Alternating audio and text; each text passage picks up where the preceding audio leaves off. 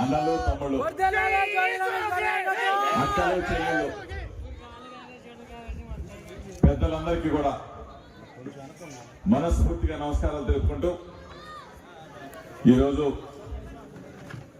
నాకు అదృష్టం ఎప్పటి నుంచో వణుకూరులో మనందరి గుండెల్లో చిరస్మరణీయుడు పేద ప్రజల ఆశాజ్యోతి మనందరి దేవుడు డాక్టర్ వైఎస్ రాజశేఖర రెడ్డి గారి విగ్రహాన్ని ఈ రోజున ఆవిష్కరించుకున్న అవకాశం కల్పించిన వణుకూరు గ్రామస్తులందరికీ కూడా మనస్ఫూర్తిగా అందరికీ కూడా నమస్కారాలు తెలుపుకుంటూ విగ్రహదాత అమ్మ తాతనేని పద్మావతమ్మ, గ్రామ సర్పంచ్ విజయమ్మ, నా మిత్రుడు చిన్నారి, ఎక్స్ ఎంపీపీ మాధు శ్రీహన్ రాణి తల్లి, అదేవిధంగా వేదిక మీద ఉన్న మిత్రులందరికీ. పద్మావతమ్మ గారు చెప్పారు రాజశేఖర రెడ్డి గారి గురించి. ఒకసారి మనం వెనక్కి తిరిగి ఆలోచన చేసుకుంటే రాజశేఖర రెడ్డి గారు పాదయాత్ర చేస్తున్నప్పుడు, జగన్ గారి పాదయాత్ర అంటే మనందరికీ తెలుసు. రాజశేఖర రెడ్డి గారు పాదయాత్ర చేస్తున్నప్పుడు ఆ రోజున్న పరిస్థితులు ఒక్కసారి నెవరు వేసుకుంటే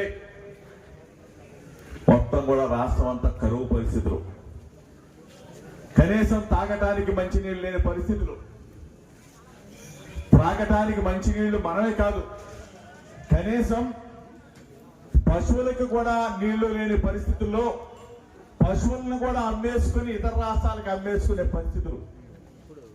మన రాష్ట్రంలో ఉన్న చాలా మంది జనాభా ఇతర రాష్ట్రాలకు వలస వెళ్లే పరిస్థితులు. ఆ పరిస్థితుల్లో ఒక్కబోని ధైర్యంతో పాదయాత్ర చేసి నేనున్నాను, ఈ రాష్ట్ర ప్రజలకి నేను అండగా ఉంటానని చెప్పేసి పాదయాత్ర చేసి ఆ రోజున పత్రికలు అవ్వచ్చు, ఆ రోజున ఇల్లు మీడియా అవ్వచ్చు, చంద్రబాబు నాయుడికి 200 సీట్లు వస్తున్నాయని చెప్పేసి రాసిన పరిస్థితులు. అంటే ఉమ్మడి రాష్ట్రం 293 అసెంబ్లీ స్థానాల్లో చంద్రబాబు నాయుడికే 200 స్థానాలు వస్తాయని చెప్పిన పత్రికలు కాంగ్రెస్ పార్టీ ఆ రోజున నిర్వీర్యం చేసే పరిస్థితులు. ఆంధ్రప్రదేశ్ రాష్ట్రం కాదు, భారతదేశంలోనే కాంగ్రెస్ పార్టీని నిలబెట్టిన యోధుడు ఎవరైనా ఉన్నాడు అంటే doctor YS Rajasekhara Reddy.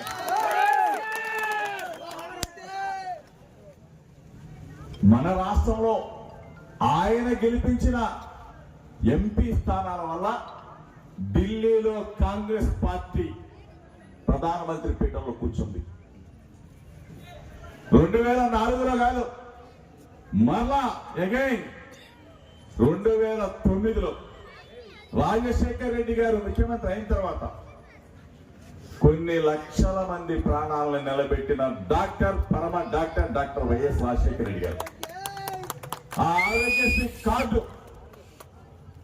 Aarogyasri card మనకిస్తే పేదవాళ్ళందరూ super speciality హాస్పిటల్కి వెళ్ళాం, తలుపు తట్టాం, వైద్యం చేయించుకున్నాం, ఏ జబ్బైనా సరే నయం చేయించుకున్నాం, మన ప్రాణాలను నిలబెట్టుకున్నాం. ఆ నిలబెట్టిన దేవుడే డాక్టర్ వైఎస్ రాజశేఖర రెడ్డి గారు అని చెప్పేసి మనం వణుకూరులో ఒకసారి తీసుకోండి. రాజశేఖర రెడ్డి గారి కన్నా ముందు ఎంతమంది ఇంజనీర్లు ఉన్నారు? రాజశేఖర రెడ్డి గారు ముఖ్యమంత్రి అయిన తర్వాత వణుకూరులో ఇంటికొక ఇంజనీర్. రాజశేఖర రెడ్డి గారు ఆ రోజున ఉచితంగా ఫీజు రియంబర్స్మెంట్ ఇచ్చి మన పిల్లల్ని చదివించాడు. మళ్ళా ఈ రోజు రాజశేఖర రెడ్డి గారి అబ్బాయి మన జగనన్న చదివిస్తా ఉన్నాడు, ఇంటికి ఒక ఇంజనీర్ చేశాడు. ఆ మహనీయుడి వల్ల అమెరికాలో ఉద్యోగాలు చేస్తా ఉన్నారు, ఆస్ట్రేలియాలో ఉద్యోగాలు చేస్తా ఉన్నారు, కెనడాలో ఉద్యోగాలు చేస్తా ఉన్నారు. ప్రపంచం మొత్తం కూడా మన పిల్లలు ఉద్యోగాలు చేస్తా ఉన్నారంటే ఈ రోజు మనం ప్రతిష్ఠించుకున్న డాక్టర్ వైఎస్ రాజశేఖర రెడ్డి గారు ఆ దేవుడే అని చెప్పేసి మీ అందరికీ చెప్తా ఉన్నా. ఆలోచన చేసుకోండి ఒకసారి. ఆ తర్వాత 2009లో ఆ మహనీయుడు మరలా బ్రహ్మాండమైన మెజారిటీ ఒకసారి ఢిల్లీ పీఠంలో కాంగ్రెస్ పార్టీ ప్రధానమంత్రి కూర్చున్నాడు. భారతదేశంలో ఏ రాష్ట్రంలో రాలా, డాక్టర్ వైఎస్ రాజశేఖర రెడ్డి గారు రక్తం చిందించాడు, పాదయాత్ర చేశాడు, కాంగ్రెస్ పార్టీని ఆ రోజున నిలబెడితే రాజశేఖర రెడ్డి గారు ఎక్కడికి వెళ్తా ఉన్నాడు? అసెంబ్లీ అయిపోయింది. సెప్టెంబర్ 1వ తారీఖు వరకు అసెంబ్లీ జరిగింది. ఆయనతో పాటే ఉన్నా. సెప్టెంబర్ 1వ తారీఖు అసెంబ్లీ వాయిదా పడిన తర్వాత ప్రతిరోజు కూడా రాజశేఖర రెడ్డి గారు ఇంటికి వెళ్ళేటప్పుడు ఆయన కారు దగ్గరికి వెళ్ళి ఆయన్ని సాగనంపే అలవాటు ఉండేది ప్రతిరోజు. ఆ రోజు కూడా పంచి సరి చేసుకున్నాడు, నమస్కారం పెట్టాడు, జోగి ఇల్లు వస్తానన్నాడు. కానీ తీరని రోకాలకు వెళ్తాడని మాత్రం ఊహించలా. 2వ తారీఖు ఉదయమే బయలుదేరాడు.